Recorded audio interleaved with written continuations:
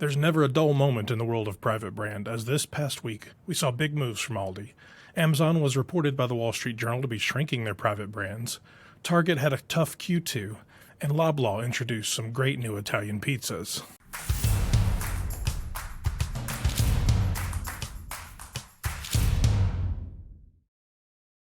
Welcome to Velocity Institute this week. My name is Christopher Durham. This is our weekly look inside the world of retailer-owned brand news with a healthy dose of insights and opinions. Thanks for watching, and don't forget to like and subscribe. We start out the week with Aldi acquiring Winn-Dixie and Harvey's from Southeastern Grocers.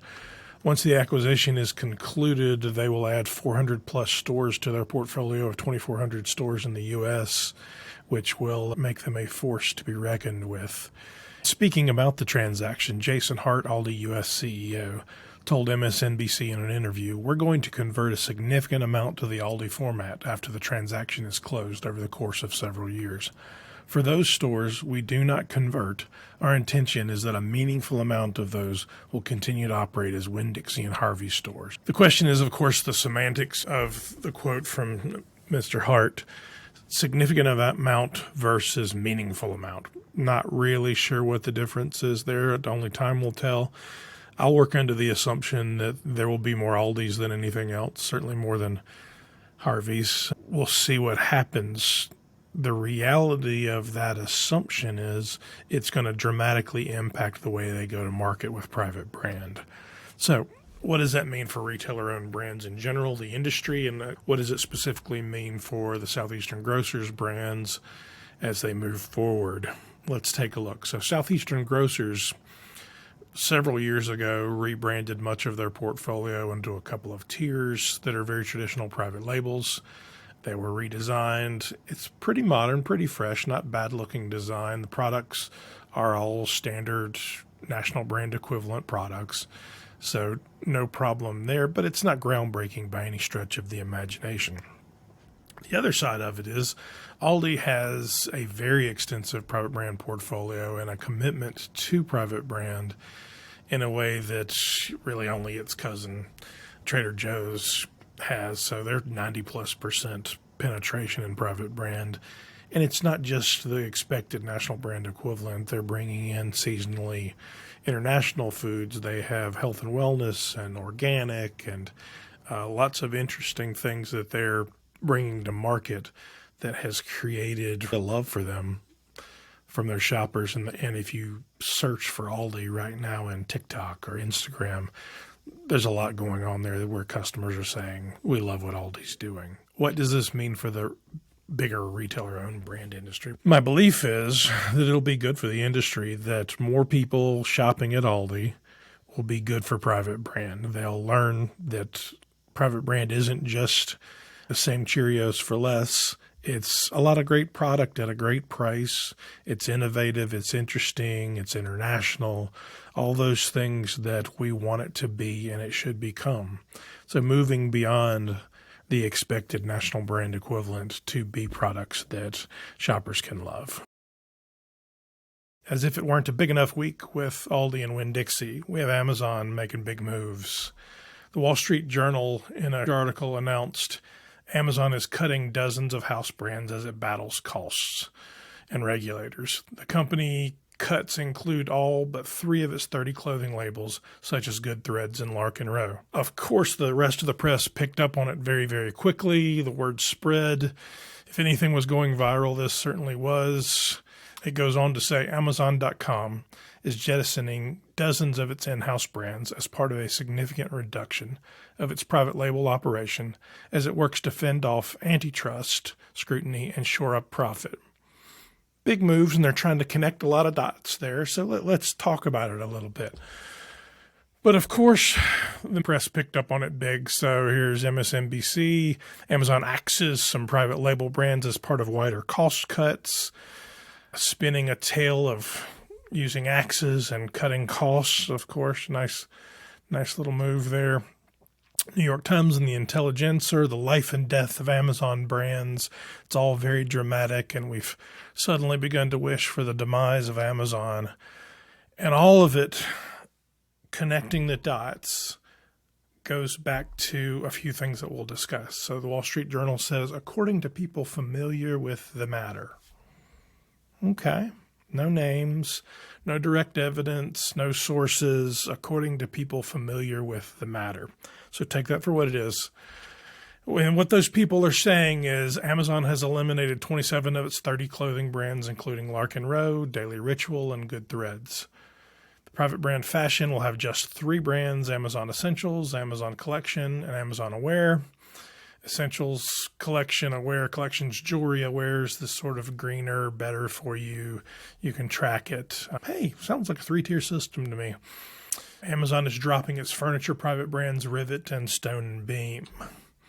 So they'll be going from 45 to 20 brands. But stop. Let's go back. So remember, what did we say? According to people familiar with the matter. You only get so far. Let's see what the quotes were actually from Amazon. Matt Taddy, the VP of Amazon Private Brands, was quoted by the Wall Street Journal as saying this: "We always make decisions based on what our customers want. And we've learned that customers seek out our biggest brands like Amazon Basics and Amazon Essentials for great value with high quality products and price points." He goes on, and they pull it out of the quote, and he said Amazon looks to eliminate products that aren't resonating with customers. Let's talk about what Amazon's actually and Matt's actually saying. What he's actually saying is we're smart, we're strategic, we know the things that consumers like, and we reevaluate and we move forward. Every retailer in the world does this. There's a constant evaluation of both the brands you own and the products that you sell to make sure that you're maximizing your profitability, that you make sure that you're maximizing your sell-through. This is not a huge surprise. So the question that I would pose is this actually a SKU reduction or is this a brand rationalization?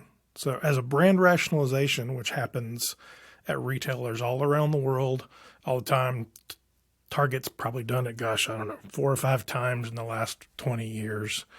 It doesn't necessarily mean you're reducing SKUs. So when we go back and see he's talking about brands, there's no information from Amazon that says they're cutting SKUs. None. So what's actually happening? My money says they've done a strategic analysis, they've looked at what's working for them, and they've done the classic swing from we have a whole lot of brands, we're going to go out and try this, to we want to have fewer brands and be more focused. It happens at retailers all of the time. As I said, that is not an indicator that there's a SKU rationalization. If we look at retailers here in the U.S., you have everybody from Costco, who has one brand in Kirkland Signature. It's almost 30% of their business. Very effective, very profitable. They're thoroughly committed to, as we talked about earlier with Aldi, has 50 or 60 brands, also very successful, very committed. So the number of brands you own is not an indicator of your commitment to private brand, the SKU count, the innovation ability, or anything else. Matt and his team and the folks at Amazon should be allowed to run their business. So do I think it's a brand rationalization? Yes. Do I think it's a swing towards fewer, bigger brands? Yes. Is it more than that? Time will only tell. Next up, Target revises its guidance, with comp sales declining 5.4% in the second quarter, reflecting comparable store sales declines of 4.3%. Total revenue of $24.8 billion was 4.9% lower than last year, reflecting a total sales decline of 4.9%, partially offset by a 1.3% increase in other revenue. It was a tough quarter for Target, and as they move forward, there's a lot of figuring out to do. Second quarter operating income of $1.2 billion was 273% higher than last year, driven by a higher gross margin rate. So what did retailer-owned brands look like in Q2, or what did they talk about in their quarterly call? 100-plus Good and Gather new summer items, a lot of fun things. They expanded their open story luggage collection, so it's so easy to think about private brand really only existing in grocery and mass and drug, but Target does a great job outside of that, and we'll see some more of that coming up. Let's take a look at Target's Threshold redesign. Threshold was launched 5 or 10 years ago. As one of their bigger reinventions at the time that replaced Target Home, Threshold is their premium mass luxury home goods brand. It speaks to the design for all, the design part of it that really Target has stood for. And the redesign keeps it fresh and modern. So you see the shift in font, you see the shift in color, nice sort of premium luxury look. Looks like home, feels like you with a monogram in the center. Following that, you have sheets. They maintained a color palette that is a little dusty blue there and a lot of other colors to increase shoppability. Sets like this are walls of sheets, so you want to make sure you're getting the correct size, the correct pattern, and so forth. You got to make sure the customer can actually shop it. And a box. Despite the difficult Q2, it's nice to see Target speaking directly to their brands and continuing to be committed to them. The redesign of Threshold is a great example of that, and we hope to see more from them in the future. In our final story this week, Loblaw unveils PC Black Label hand-tossed pizza. Let's take a look. The Canadian retailer's always done a great job with private brand, and President's Choice, or PC as they call it, has really become an iconic brand that Canadians love, and there's data to back it up. We've written many stories about it. These new pizzas are stone-baked. They're hand-tossed by Skilled Pizza in Italy. They're made with all premium ingredients, and they're all just $7.99, so it's a great price point. There's 3 pizzas in the line. The Diavola, it's got salami, smoked cheese, red onions and spices. The margarita, pretty classic pizza topped with a blend of cheeses and finished with cherry tomatoes. And last but not least, the fungia, this umami overload, a mix of 3 mushrooms and black truffle completed with a velvety sauce. Great work, Loblaws. And we close out this week's show with a little bit on our Sustainability Summit. So the Velocity Institute Sustainability Summit 2023 is coming up September 26th through the 27th of this year. If you haven't already got a ticket, make sure you get one. This is a private brand conference first. It's a private brand conference about sustainability. So if you're sitting there looking at this saying sustainability is not my responsibility, it's not in my job title, I don't need to worry about it, well, guess what you do?